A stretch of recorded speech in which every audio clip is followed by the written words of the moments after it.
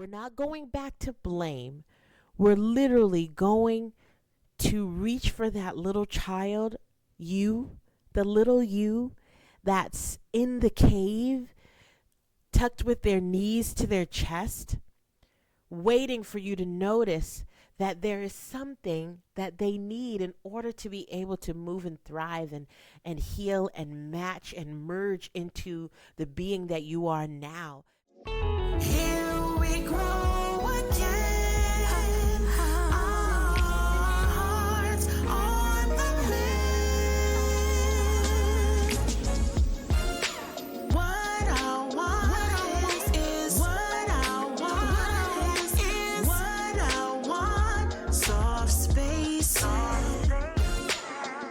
Welcome to Softspaces Podcast, where I share a little bit of me to connect with a little bit of you so that together we can create a community of wholeness where our unmuted, unfiltered, and authentic voices get to heal and thrive in every area of our lives. My name is Yolanda Lewis, and I am your host. And today we're talking about reparenting, and reparenting in the sense of how to heal your inner child. The first instance where I recognized there needed to be a little bit of reparenting was when I realized I was working to receive accolades, working hard, overdoing it. And maybe even, I'm looking around me and I'm seeing all of those accolades in the amount of books I wrote. I'm the author of 14 books. I'm a TEDx speaker. I have multiple degrees. I'm finishing up a terminal degree in traumatology and counseling. And when I look at those things, it brings me back to the place where I had a need to be affirmed. And when I had that need to be affirmed, it was entangled with me trying to fix or not be a burden, trying to remove myself as much as possible so that I wasn't a burden to my family. And I wasn't a burden, but my perception of my presence, being this dirty girl who had experienced a horrible violation of molestation, among other things in that same vein, growing up made me feel like I didn't want to be seen, even though I needed it. And so I put on the persona, I guess you could say I had an inferiority complex, where I put on the persona of independence in that I didn't need any affirmation. It was false. I'll give you an example.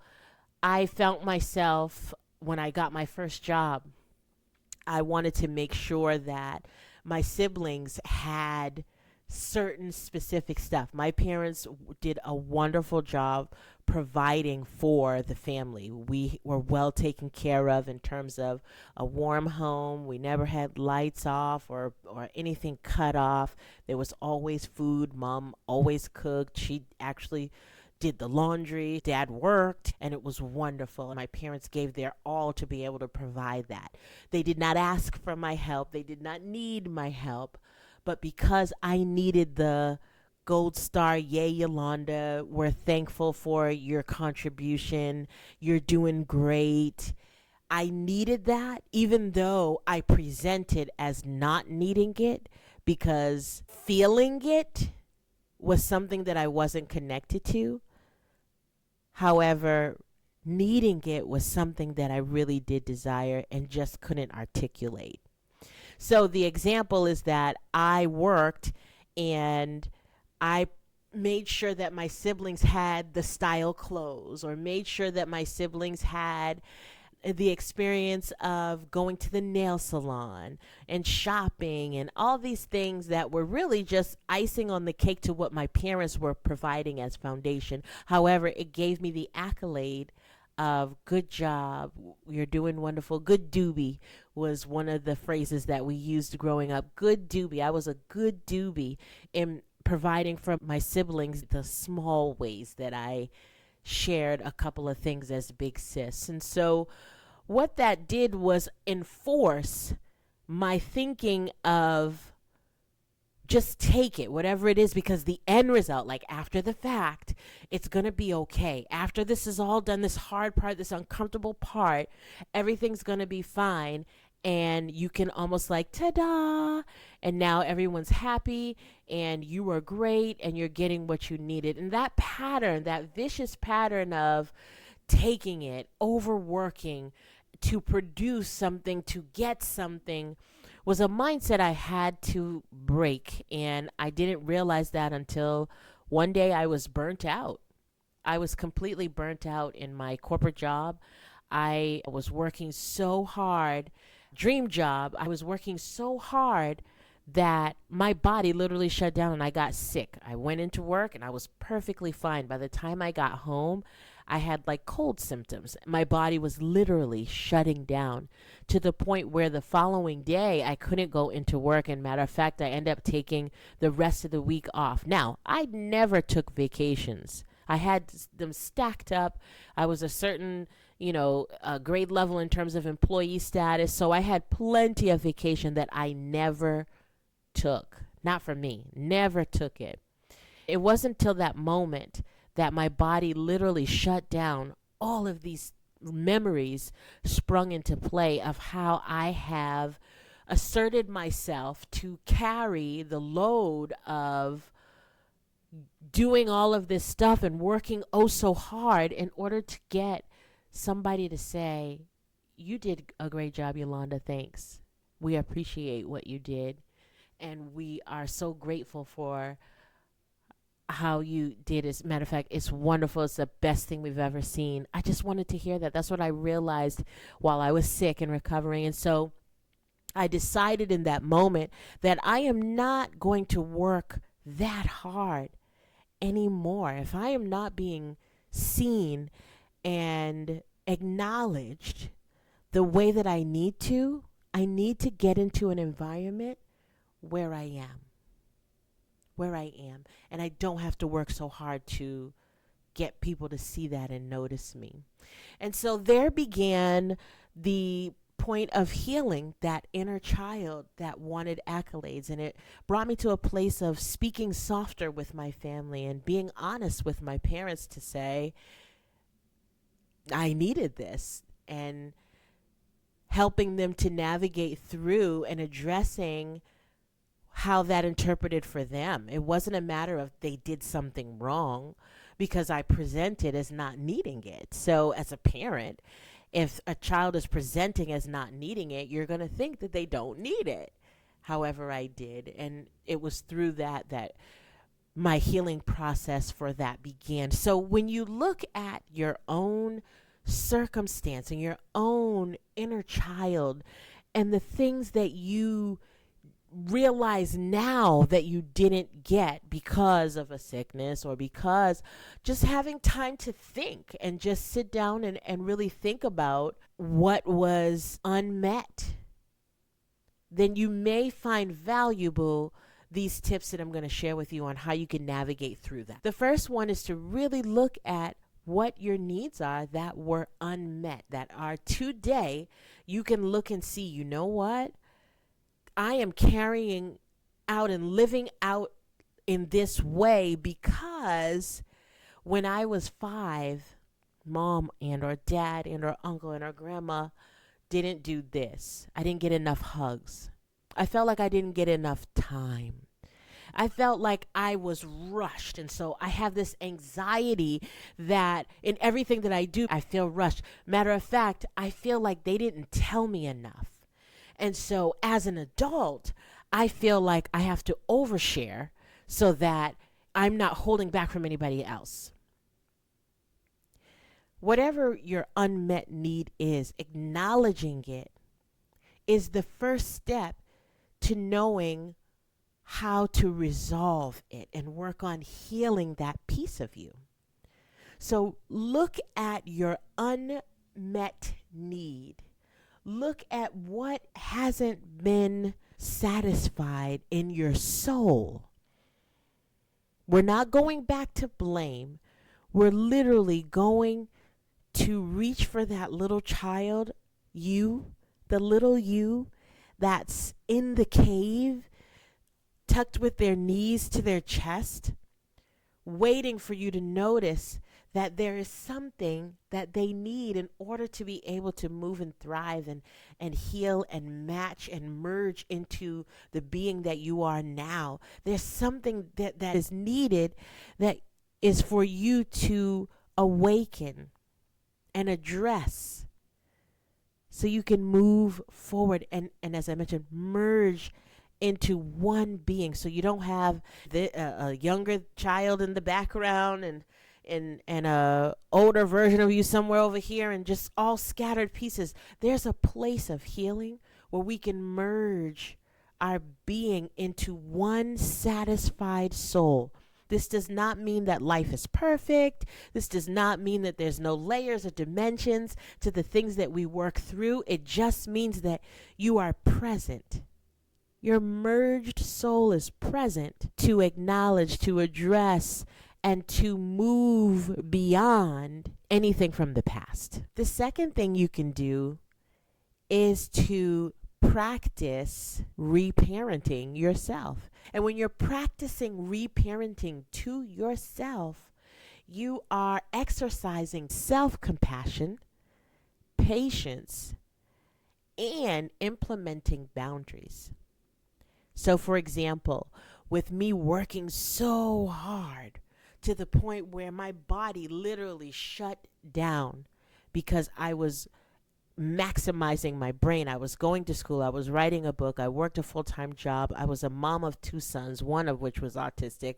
I was a wife as well. And I'm a big sister as well. And there was just so many other factors of the titles I carried and the weight I carried. And I thought if I just took it, then eventually I would be praised and that would fix any tiredness that I ever felt, which was false. That was a false narrative that I created, and it burnt me to the ground. It burnt me out. So exercising self-compassion and patience was to say, Yolanda, it's okay. You're doing all right. You don't need to do the extra rest. Setting a boundary to say, hey, I'm off at 5. I'm off at 5. And unless it's an emergency, I'm not clocking in until 8 o'clock the next morning. Boundaries. That is reparenting. Just as in a parenting-child relationship, when there's a lesson to be learned, there's a reframing of not necessarily punishment, but for you to have reflection time, to think about the choices that you made, to think about the reasoning behind the behavior that you have exhibited.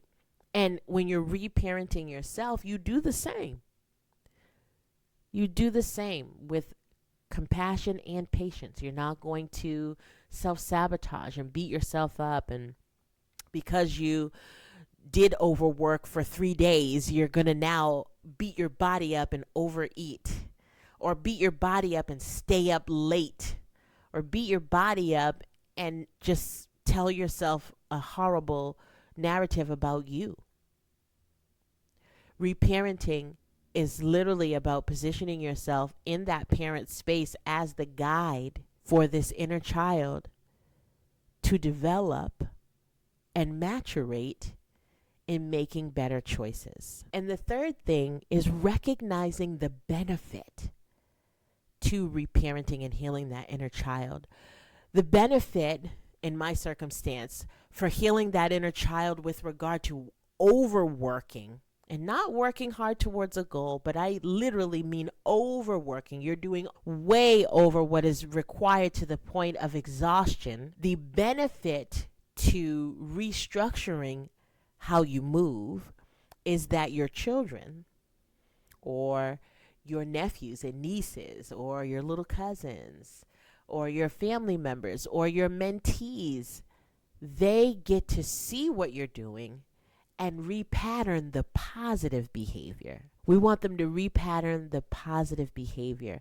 That is the benefit that you get to experience with reparenting and healing that inner child. And of course, the last thing, and may even be the first thing you can do, is breathe. At the end of every episode, we take a moment to breathe into whatever is coming up from our discussion.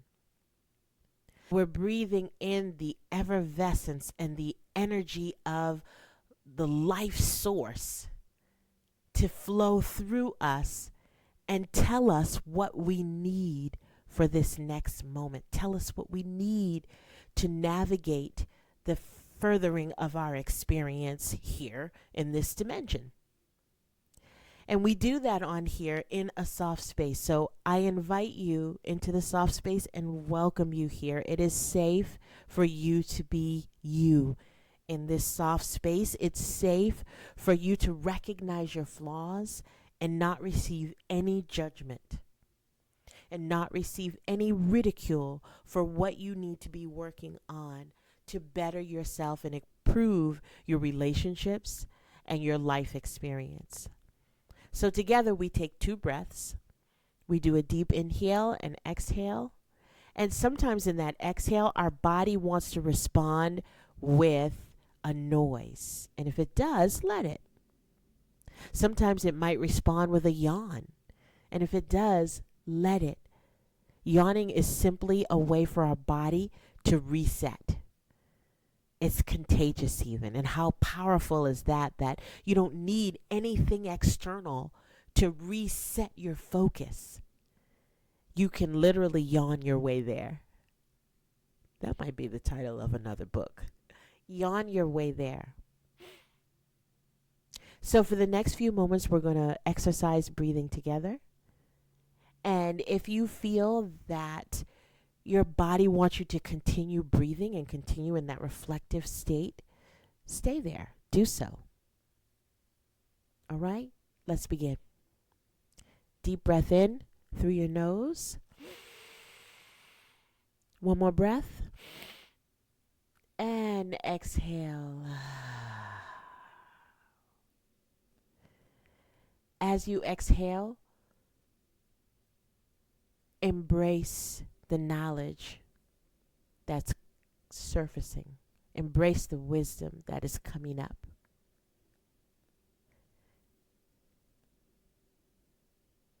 Deep breath in. One more breath. And exhale.